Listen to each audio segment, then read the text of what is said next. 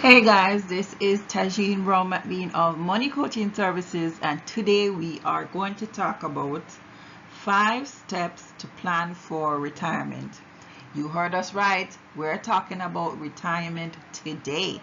And before we get into the details, as per usual, we'd like you to subscribe, hit the notification bell so that you know when we're on.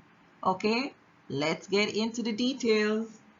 So, step 1, make a list of your current expenses, right? Don't forget that in retirement, you're going to have expenses that you currently have, right? And it should include savings and investments.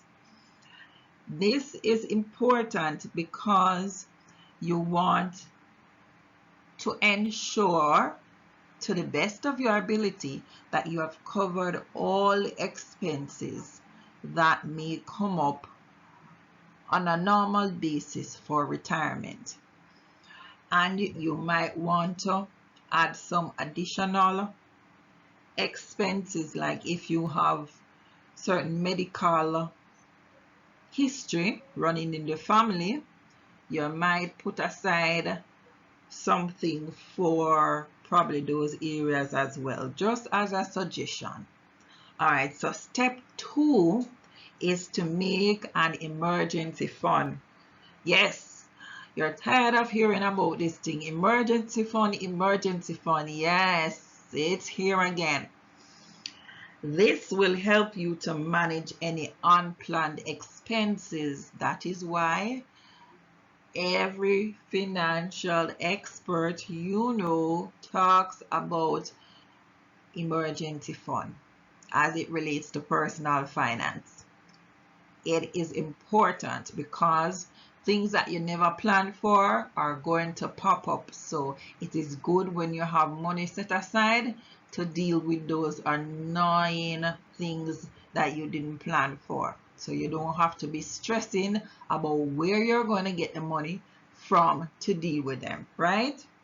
So even if something comes up and you can't pay for it 100%, at least you would not be starting from zero because you would have your emergency fund. And your emergency fund is 3 to 6 months of your monthly expenses, right? So if your monthly expenses is 100,000 and you're working with the 3 months, that's 300,000. If you're working with 6 months, that's 600,000. Okay? All right. So number 3, step 3, use instruments to build wealth. Yes, don't wait until you're 50 to start planning for retirement. As early as 25 or as early as you start earning the paycheck, you start thinking about retirement, because the longer time you have is the more money you will accumulate. So use instruments to build wealth. Some of those instruments include whole life insurance, which gives you insurance that if you die, it covers any expenses that relates to your estate, like probably you own a house or a car. It can pay off those expenses. If you have a loan attached to it, you wouldn't have to be stressing out your family to pay it off. And the whole life insurance also helps to build cash values, so that cash value now over time can be taken from this whole life insurance and create some form of supplementary retirement income, right? So you can get more details on that later, right? But use a whole life insurance, which helps you to build cash values over time as a part of your retirement strategy. Another thing is also you can consider to invest in stocks, bonds, or mutual funds as a part of your strategy of building wealth. So those two things are under step 3. Step 3 is building wealth. All right. Step 4, start early. Yeah. The sooner you start, the more money you will have, the more money will grow, right? The sooner you start, you will learn what works, what doesn't work, what is giving you money, what's not giving you money, right? So you can be more aggressive in your earlier days when you are investing or preparing for retirement. And you must always watch and analyze these things and see which one is really giving me what I want. So when you get, say, an insurance policy that has investment on it, they call it equity link in insurance, that has investment on it, you need to get a printout to say, okay, what 5 years down the line might look like, what 10 years down the line might look like, and compare it and see if that is what you really want.